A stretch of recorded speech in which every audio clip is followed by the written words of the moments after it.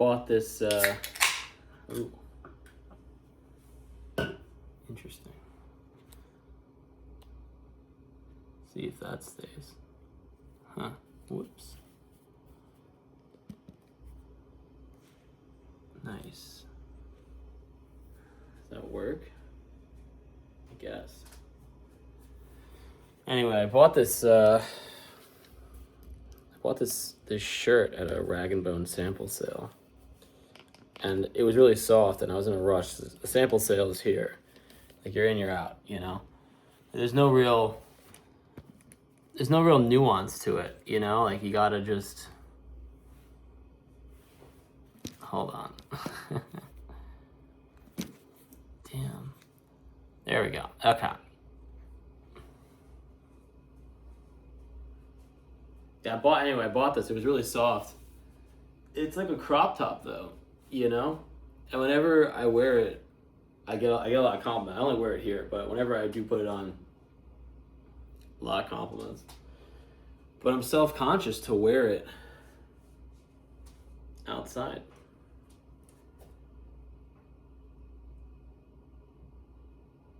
Which is honestly is kind of a bummer. Like I would like to wear this outside, but if I reach for anything, you know, it's like suddenly becomes a crop top. It's like it's short enough to give the illusion of a crop top. I kind of feel like those girls that like, I mean, you know, like that look where the bust comes out far enough that the shirt kind of is loose. It's a sexy. If I was a woman, that would be my look. I know that would be my look, but it's not. I guess my chest is big enough. It's the illusion of the look. I don't know.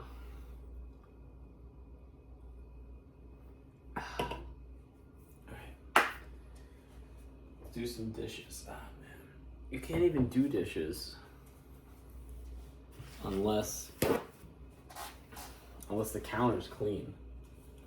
And so if the counter's not clean and you can't put clean dishes on a dirty counter. Doesn't make any sense. It's gross.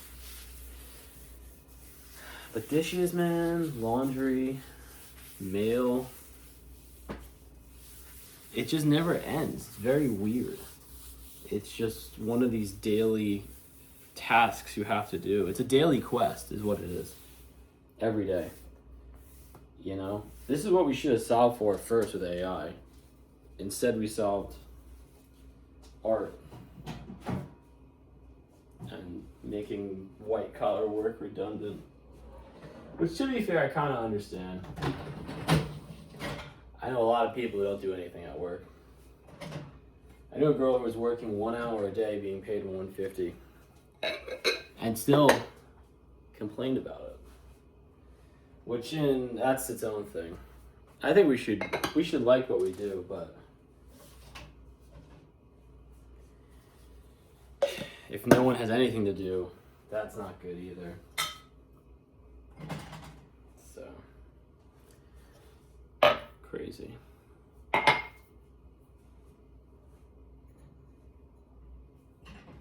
My friend's coming over, doing a photo shoot. It's gonna be fun. It's for her side hobby. Or I guess it's a side hustle because it makes money. I don't know if a hobby can make you money. I think that defeats the purpose of the hobby. But what do I know?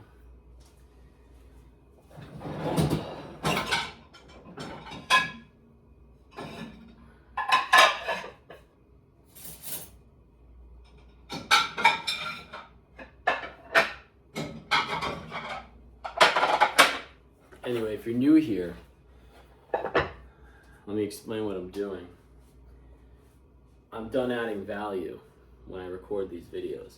A lot of people I know are always telling me they have to add value. They have to give value. What's the value? This is valueless.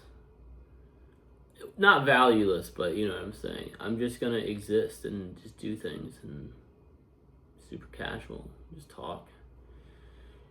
I used to not want to make videos because I felt like I had to perform and be someone. And what's great about this is I don't have to do anything. I'm effectively the most authentic version of myself right now, which is great. It's very freeing. I think even throughout life we're performing, right? But just me and this camera. I don't know if anyone's gonna comment. If you do, I probably won't reply to you. But I will acknowledge it.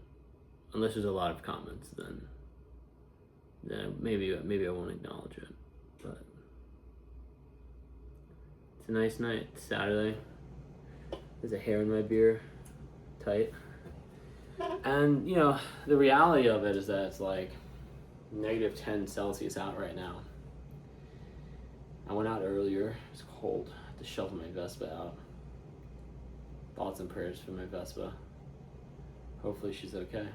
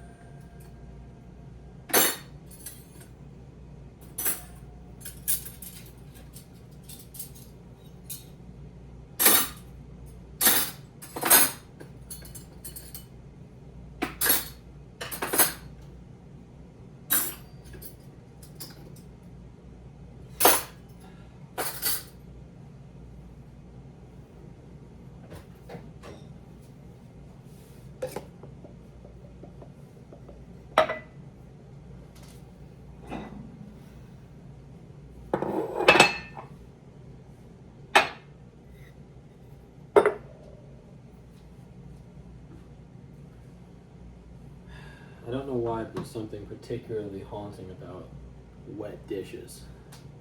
I don't know why that is. They're still my dishes. But when they're wet, they become something else. And I don't really much care for that. It's pretty gross. And you know, I'm holding this, so it's gonna drip. Not good. Why are we like this? I don't know. Man.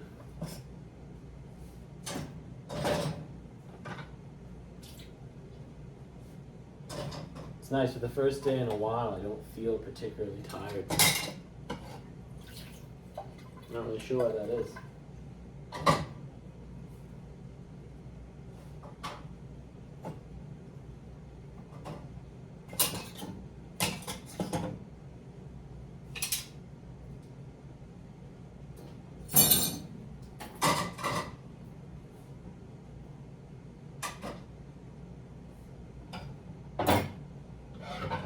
Oh, God.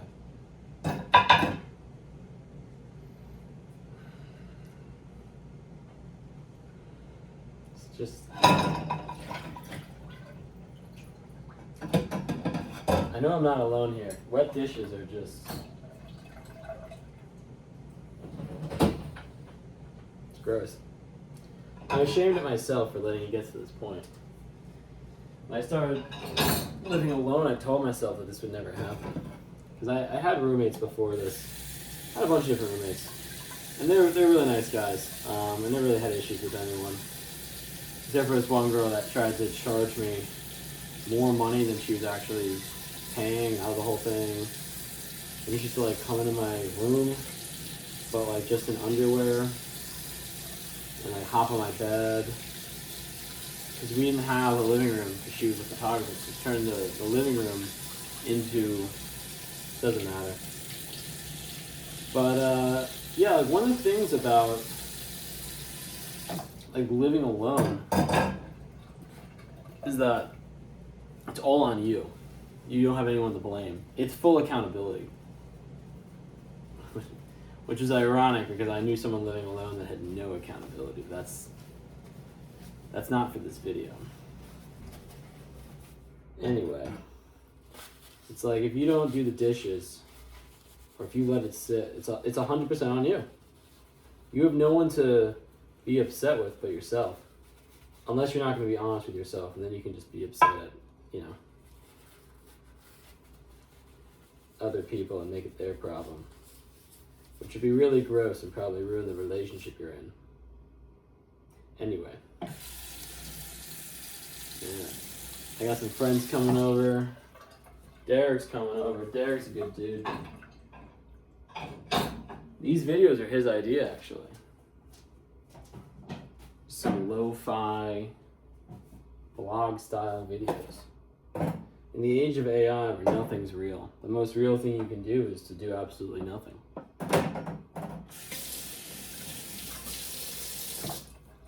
It's nice. There's something very calming about doing dishes by hand. I don't know why that is. When I lived in the East Village with my friend Benny Hanna, his real name,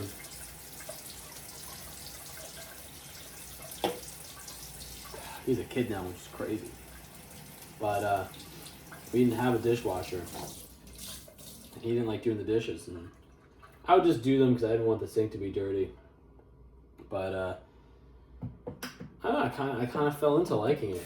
There's something very therapeutic about just scrubbing. And what's great about doing dishes is once it's done, it's like you did a little thing, right? Completing tasks is nice. It's the essence of, I think, movement, or momentum, I should say. And it's just a nice thing to do. That's why I like the gym so much. Sure, like looking cool is great. Let's not say it's not. Let's not be disingenuous, but there's something really nice about just saying, I'm going to do this thing and then just doing it, right? A lot of my friends that are writers, they'll write in the morning. They'll get in their pages and if you do something like that, just a little thing, you feel accomplished. It's nice. And I haven't been in the gym in like 2 weeks. I got sick, strained my pec, kind of bench too much because even at my ripe age of way too old, I thought it would be a good idea to try to max out, which was fun. I'm not gonna lie, it's fun to tell people you can lift heavy weights, but I strained myself and then I had to take a break, and it's hard. I love the gym, and now just thinking about going back to the gym is like, ooh, I haven't done it in a while, right? It becomes unfamiliar. When things become unfamiliar, they become scary. And that's a lot of things. I can see that for life as well. I see it for writing. It's important to confront our fears, even if they're small, like going back to the gym, where I've spent tens of thousands of hours, without a doubt. It can still become foreign. Which is funny because when you think about relationships, they're familiar. That's how people get caught going back to exes, because they feel familiar. Interesting. Oh man. I believe the secret to surviving in New York is to have a cozy apartment. That's it. That's my whole thing. Cozy apartment is the winter. The thing about winter in New York is you're always gonna think it's like not nearly as bad as it ends up being. It's always way worse than you think. It's gonna be way worse than you think. And man, when I got this place, I got very lucky. When I got it though, I had my friend help me pick out like the design. Even these plates, like, they match because I'm near the water. It's still part of the thing. But I told her, I was like, I want a cozy apartment. I want the coziest possible apartment. But it also is really great because in the summer it kind of feels like a Hamptons house, It's like a lot of wood. That's the other thing about New York is like people are always worried or nervous that they're not going to stay in the apartment that they got, right? Because the rent might go up. So they never really make the apartment their own. And because of this, it never really feels like they're a New Yorker. So I would say that anyone that is moving to New York or lives in New York, it's very important to make the space your own. maybe don't spend like a ton of money on it, but it's very important to make the space your own. And then you'll feel more established. You feel more established, more confident. You're like, I am a New Yorker, and then good things just kind of radiate from there with the confidence. Don't do this thing where it's like, oh, I might move soon. You sign that lease, you're there for a year. Do the thing, spend the month. It'll be really good.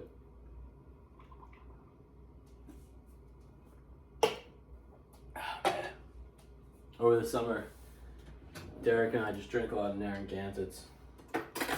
We're both dealing with personal things. We're gonna do that this summer. We're just gonna drink a bunch of Gansets down by the water. Smoke a bunch of CBD cigarettes. People underestimate how great a CBD cigarette is.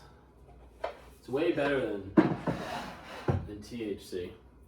THC, not great. You know it's not great because they don't even make stoner comedies anymore. Ugh. Crazy to think.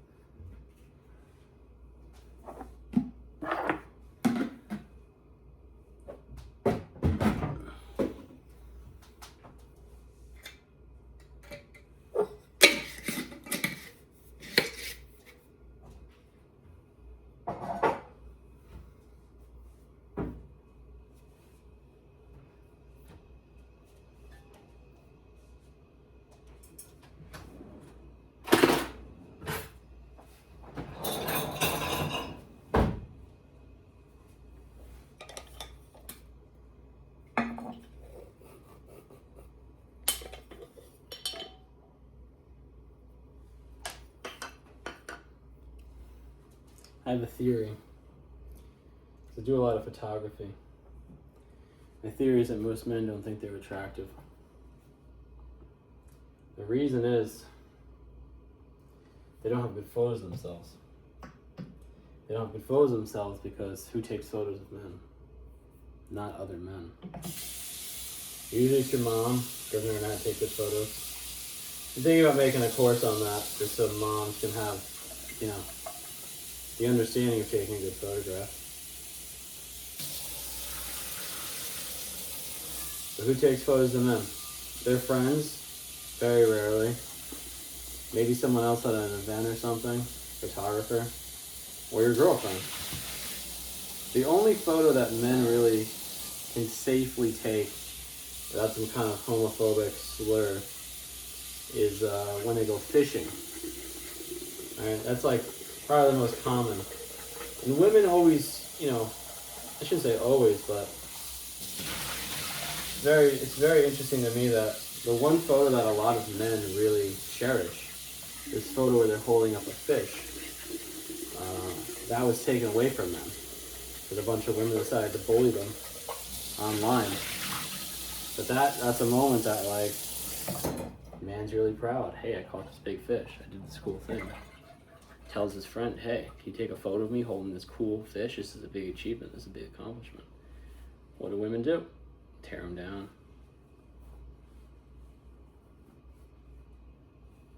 It's a shame. I'm not saying that to make fun of women or to rag on women, but it's just like, wish there was a bit more understanding. Women, since they were a very young age, you know, they take a lot of photos because society tells them, you know, this is important. You got to look good.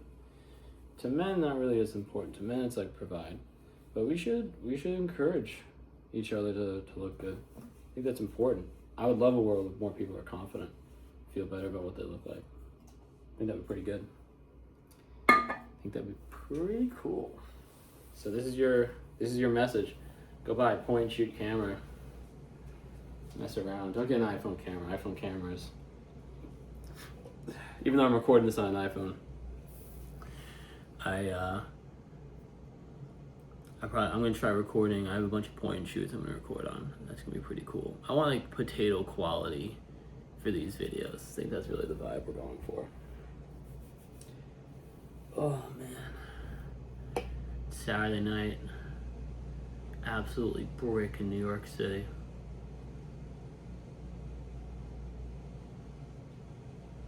This view I have, I can just look at the FDR. There's cars going back and forth. Movement against a giant cityscape is stunning. It's just, there's something beautiful about that. These huge monolithic structures and these tiny little lights. It's buzzing along.